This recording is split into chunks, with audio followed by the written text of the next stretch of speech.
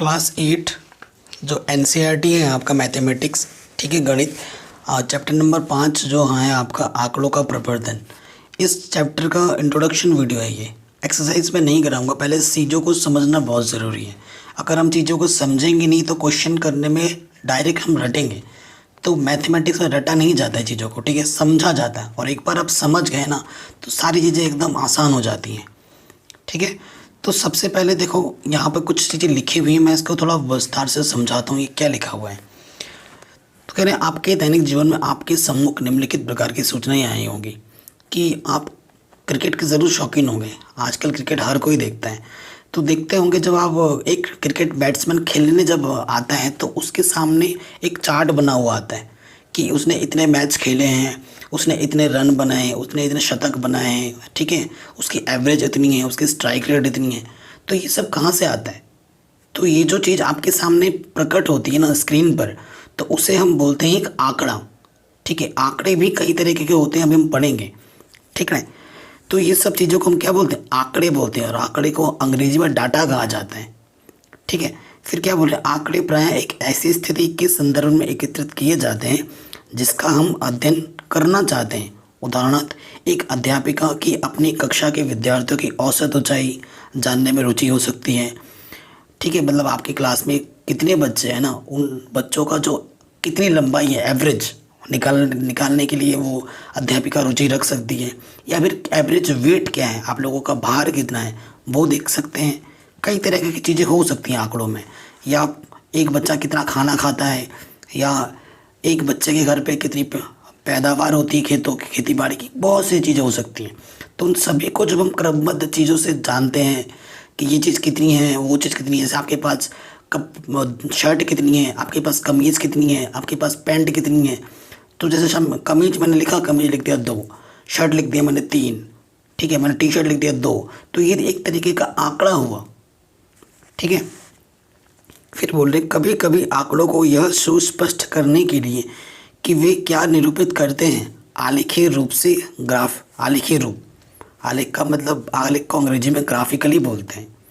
और ग्राफ के बारे में आपको समझाऊंगा। ग्राफ पेपर आता है मार्केट में, शायद आपको पता भी होगा। और जब हम 3.1 एक्सरसाइज करेंगे तो वो सारा क्वेश्चन हम ग्राफिकली ही करेंगे, ठीक है, ग्राफ में। ग्राफिकली चीज़ों को प्रदर्शित किया जाता है। अब जैसे कि मैं आपको दिखाऊं, एक नंबर 1 पे जो आता है वो होता है चित्रालेख। चित्रालेख को अंग्रेजी में बोलते हैं पिक्टोग्राफ। ये पिक्टोग्राफ क्या होता है? पिक्टोग्राफ क्या होता है कि आपके सामने पूरी चीज़ें बनी हुई होती हैं, ठीक है। जैसे ये अगर ये एक कार है, एक कार को, ये जो अगर एक चित्र में एक कार बना हुआ है तो एक कार 100 कार को प्रदर्शित करता है। एक कार बराबर 100 कार, एक संकेत 100 कारों को प्रदर्शित करता है। तो देखो यहाँ पर जुलाई में यहाँ पर कितना है, 1 कार, 2 कार, 2.5 कार, यानी कि 100, 200 और 50। तो कुल कितने कार हैं? 250। इसको हम क्या बोलेंगे? आधा कार। आधा कार का मतलब 50 कार।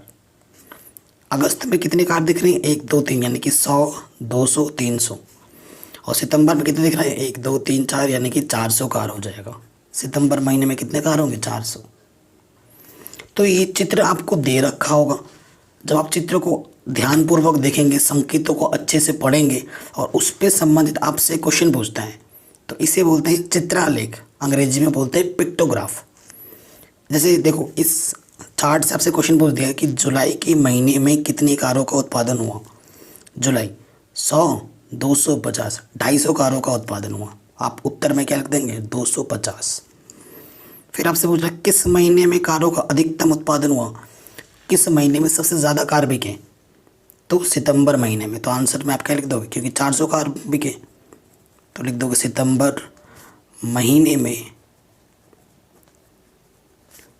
400 कार बिके, ठीक है। तो ये आपका आंसर हो जाएगा। तो पिक्टोग्राफ क्या होता है? चित्र आपके सामने बना होगा, संकेत को ध्यान से पढ़ना है और चित्र को ध्यानपूर्वक देखते हुए उससे आपसे क्वेश्चन पूछा जाएगा और फिर उसको आपको क्वेश्चनों को आंसर के रूप में लिखना होगा, जो भी चीज़ आपसे पूछेगा।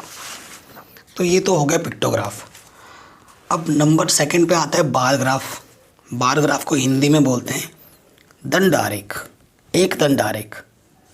ठीक है। दंड आरेख ये जो बनता है ग्राफ पेपर में बनेगा, ठीक है। ग्राफ पेपर जैसे ये पहले जो, अगर आप अभी तो आप छोटे हैं, हम जब छोटे थे, मैं जब छोटा था, आज से मैं बात करूं 2007 में 6 में, इन सब सालों में जब क्रिकेट बैट्समैन खेलने आता था तो ग्राफ देखा था कि जब उसने डेब्यू किया था तो वो इतने रन बनाता था हर मैच में, फिर 2004-05 में इतने रन बनाने लग गया, फिर बढ़ गया, फिर घटा, फिर बढ़ा। तो ये जो आपको दिख रहा है ना, ऐसे ऐसे ऊपर नीचे एक एक लाइन है ये, एक एक, है ना। तो इसे क्या बोला जाता है? बार ग्राफ, और हिंदी में बोलते हैं दंड आलेख। इसमें क्या होता है, दो चीज़ों को प्रदर्शित करते हैं। ये वाला जो है ना, इसे हम बोलते हैं एक्स अक्ष, इसे बोलते हैं एक्स अक्ष, और ये वाला जो होता है इसे बोलते हैं वाई अक्ष। हिंदी अंग्रेजी में बोलेंगे एक्स एक्सिस, और अंग्रेजी में बोलेंगे इसको वाई एक्सिस, ठीक है। इसे, ये जो होता है ना, ये होता है हॉरिजॉन्टल और ये होता है वर्टिकल, ठीक है, ठीक है। ये धरातल रूप में होता है, ये ऊर्ध्वाधर होता है। इसे क्षैतिज बोलते हैं हिंदी में, क्षैतिज, ठीक है, नीचे। और ये जो ऊपर ये लंबा खड़ा होता है इसे बोलते हैं हम ऊर्ध्वाधर। तो दो चीज़ों का कंबाइन होता है, जैसे कि यहाँ पर ये गया है ना 2003-04 में 100 पे जाके रुका। ये 100, ये चीज़ क्या प्रदर्शित करी? विद्यार्थियों की संख्या, मतलब 2003 से 4 में विद्यार्थियों की संख्या कितनी थी? 100 थी। 2004 से 5 में कितनी थी? 200। 2005 से 6 में कितनी थी? 250। 2006 से 7 में कितनी थी? यहाँ से यहाँ जाओ 300। 2007 से 8 में कितनी हुई? यहाँ आगे चले जाओ 350। तो ये भी एक दंड आलेख है, और हर एक आलेख हो या ग्राफ हो, जो भी हो, हर एक ग्राफ से आपको एक संकेत मिलता है। उन संकेतों आपको ध्यान से देखना होता है, और उन संकेतों को जब आप ध्यान से समझ लेते हो तो आपसे जो प्रश्न पूछा जाएगा आप उसका आंसर चुटकियों में दे सकते हो। जैसे कि यहाँ पे पूछा गया है, इस दंड आलेख द्वारा क्या सूचना दी गई है? इस दंड आलेख में सूचना दी गई कि कितने वर्षों में कितने विद्यार्थी थे, है ना। ये शैक्षिक वर्ष है और ये विद्यार्थियों की संख्या है। फिर क्या बोला? किस वर्ष में विद्यार्थियों की संख्या सबसे अधिकतम वृद्धि हुई? सबसे ज़्यादा विद्यार्थियों की संख्या कब बढ़ी? अधिकतम वृद्धि कब हुई? देखो यहाँ पर 100 था, सीधा सीधा 200 हो गया, फिर यहाँ 250 हुआ, 300 हुआ, 350 हुआ। पूछ रहे किस विद्यार्थियों की संख्या की अधिकतम वृद्धि हुई, मतलब पहले जितना था उसके नेक्स्ट साल सबसे ज़्यादा कब वृद्धि हुआ? 2004 से 5 में। देखो उससे पहले 100 था, 100 बढ़ गया, हर एक में 50-50 बढ़ रहा है, लेकिन 2004 से 5 में 100 की वृद्धि हुई, 100 वृद्धि हुई, तो 2004-5 आ जाएगा आंसर। फिर बोला किस वर्ष में विद्यार्थियों की संख्या अधिकतम है? सबसे ज़्यादा किस साल विद्यार्थी हैं? 2007 से 8 में विद्यार्थियों की संख्या कितनी है? 350। 2007-8 लिख दोगे। कह रहे बताइए कि यह सत्य है या असत्य? 2005 से 6 में विद्यार्थियों की संख्या 2003-04 की संख्या की दुगनी है। देखो 3-4 में 100 थे और 5-6 में 250, तो 100 का दुगना तो 200 होता है, 250 थोड़ी ना होता है। तो ये क्या गलत है, तो कहने के असत्य। कारण क्या दोगे कि 2003-04 में 100 विद्यार्थी थे, जबकि 2005-06 में 250, जो कि 100 का दुगना नहीं होता है। ठीक है, ये चीज़ आ गई समझ में। जैसे हमने एक दंड आलेख पढ़ा, अब द्विदंड आलेख है। मतलब द्विदंड आलेख क्या होता है? जब किसी के साथ तुलना होती है, दो चीज़ों की तुलना होगी। आंकड़ों के आपके पास एक नहीं 2 समूह होंगे। ये तो मैं समझा रहा हूँ। क्वेश्चन जब आप आगे करेंगे ना एक्सरसाइज में, आपको बना के भी दिखाऊंगा कि ये कैसे बनता है, कैसे करते हैं। टेंशन मत लो, बस पढ़ते रहो, धीरे धीरे सब चीज़ें होती हैं, एकदम से सब चीज़ें नहीं होंगी। हम धीरे धीरे बढ़ रहे हैं। चाहता तो मैं डायरेक्ट प्रश्नावली करा सकता था, लेकिन वहाँ पर फिर आपको चीज़ों को रटना पड़ता, समझते नहीं फिर आप। मैं पहले अपनी चीज़ों को समझा रहा हूँ, ठीक है। अभी पहले सीढ़ी पे हैं, उसके बाद दूसरे पे आएंगे, धीरे धीरे आगे बढ़ेंगे। हमारे पास 2 वर्ष हैं, 2 आंकड़े हैं। एक आंकड़ा 2005-06 के लिए है, जिसको सफ़ेद डब्बे से प्रदर्शित किया गया है, और एक आंकड़ा 2006 से 7 के लिए, जिसको काले डब्बे से प्रदर्शित किया गया है। देखो गणित विषय है और ये विद्यार्थियों के द्वारा अंक हैं कि कितने, किसको कितना अंक मिला। 2005-06 में जो अंक मिला था वो 30 मिला था, ठीक है। और गणित में, ठीक है, और 2006 से 7 में कितना मिला था? 60 मिला था। ठीक है। फिर सामाजिक विज्ञान देखो, 2005-06 में कितना मिला? 50। और 2006 से 7 में कितना मिला? यहाँ पर 10 बीचों बीच आ रहा है तो 50 यहाँ 55 होगा, ये 10 यहाँ 15 यहाँ 25 यहाँ 35। ठीक है, तो यहाँ कितना आएगा? 55। फिर देखो विज्ञान में 2005-06 में कितना मिला? ऐसे आगे बढ़ोगे तो 45। और विज्ञान में कितना मिला आपको? 50। ठीक है, समझ में आ गया। और इस पे जो प्रश्न पूछे गए हैं इसका आंसर आपको खुद ढूंढना है, क्योंकि जब तक चीज़ों को आप समझ के खुद से करने की प्रैक्टिस नहीं करोगे आपसे क्वेश्चन नहीं बनेंगे। ठीक है, तो इसकी जो क्वेश्चन सही से ही बताएगा कमेंट बॉक्स में, उसको मैं रिप्लाई करूँगा और उसका नेक्स्ट वीडियो में मैं लेके बताऊँगा कि इन्होंने सारे क्वेश्चन के उत्तर सही दिए हैं। ठीक है, तो ये आपके लिए होमवर्क हो गया। अब सोचिए, चर्चा कीजिए, इस पे आ जाते हैं। कहने प्रयास कीजिए, दी हुई सूचना को निरूपित करने के लिए एक उपयुक्त आलेख खींचिए। अब हमें आलेख खींचना है। ठीक है, अब जैसे ये वाला आलेख, अब किसका उपयोग करेंगे? देखो, जब हमारे पास एक ही चीज़, एक आंकड़ा हो, तो हम एक आंकड़े को प्रदर्शित करने के लिए एक दंड आलेख का उपयोग कर सकते हैं। ठीक है, या ठीक, जब हमारे पास दो आंकड़े होंगे, पैदल चलना, साइकिल चलाना, है ना, तो जब हमारे पास दो आंकड़े होंगे तो दो आंकड़े को हम किससे प्रदर्शित करेंगे? द्विदंड आलेख। आया समझ में? ठीक, तो इसको हम बना सकते हैं, मैं आपको बना के दिखा रहा हूँ। जैसे कि इधर लिख देंगे हम, महीना, ठीक है, और इधर लिख देंगे हम घड़ियों की संख्या।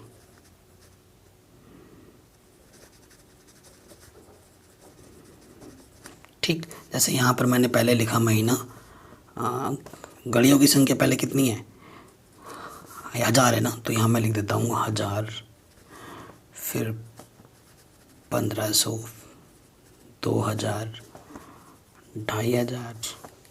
ठीक है, ऐसे ही चलेगा, अधिकतम 2500 तक ही है।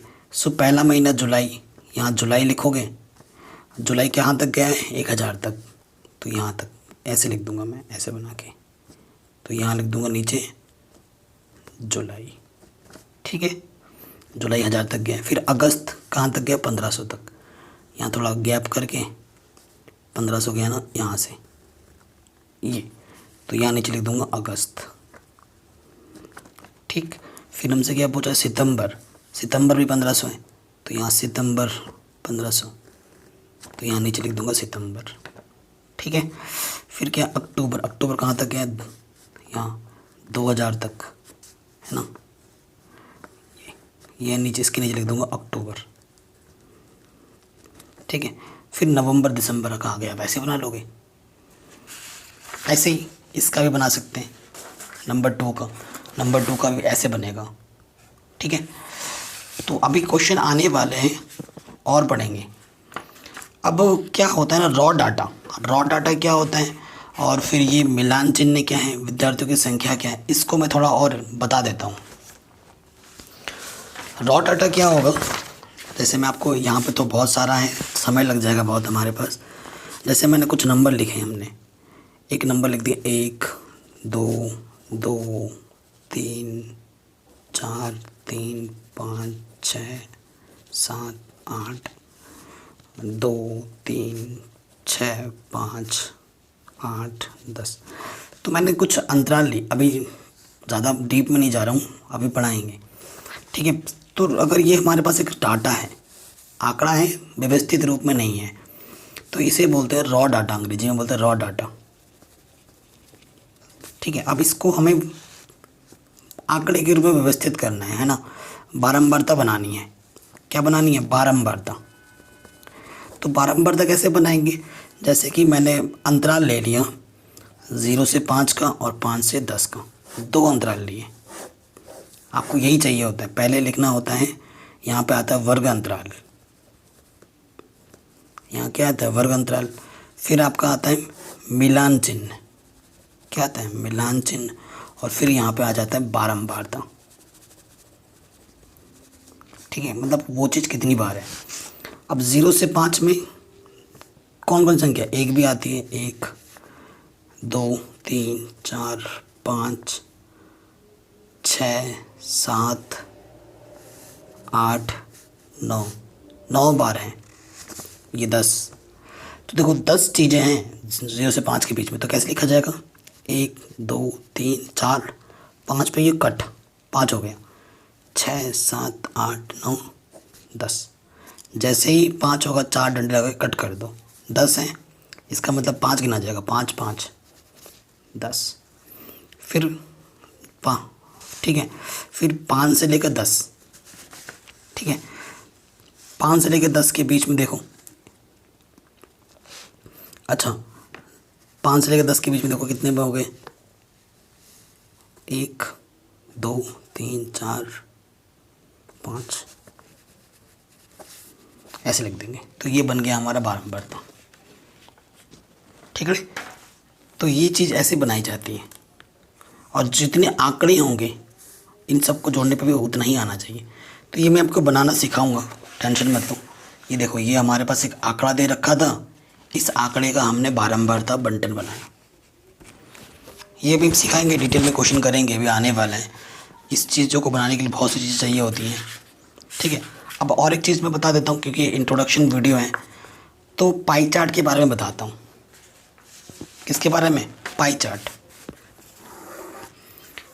पाई चार्ट प्रतिशत में होता है, और प्रतिशत आपको पता है हमेशा किस में होता है, 100 में। ठीक है, जैसे कि बोल देगा कि यहाँ पर टोटल मान लेते हैं 200 विद्यार्थी हैं। ठीक है, 200 विद्यार्थी हैं। हाँ, यहाँ पर इंग्लिश है, यहाँ पर मैथ है, और यहाँ पर हिंदी है। मैंने ली थी इंग्लिश में 40% बच्चे पढ़ते हैं, मैथ में 50% पढ़ते हैं, और हिंदी में कितने पढ़ेंगे, यहाँ 40 हो गए, यहाँ 50 हो गया, तो यहाँ हिंदी में 10% ही बचेगा, 10% बच्चे पढ़ते हैं।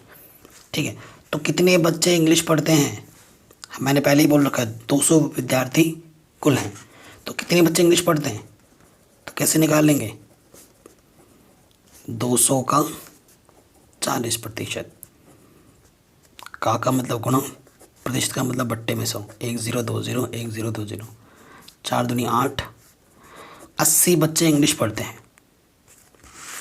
मैथ कितने पढ़ते हैं, अगर वो आपसे बोला जाए 50%, यानी कि 200 का 50%।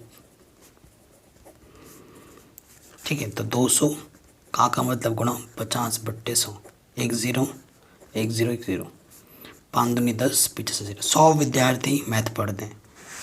मैंने इंग्लिश का निकाला, मैथ का निकाला, आप हिंदी का निकाल के बताना कितना आता है। ठीक है, हिंदी का बताना कितना आता है, हिंदी का आंसर आएगा 20, करके देखो। ठीक है, तो ये एक इंट्रोडक्शन वीडियो था, छोटा सा बेसिक्स मैं आपको बता रहा हूँ, और नेक्स्ट वीडियो से हम क्वेश्चन शुरू कर देंगे 3.1। ठीक है, तब आपको और मज़ा आएगा। अगर अभी ये सब चीज़ें समझ गए थोड़ा बहुत, तो जब हम एक्सरसाइज स्टार्ट करेंगे तो आपको चीज़ें समझने में उतनी परेशानी नहीं होगी।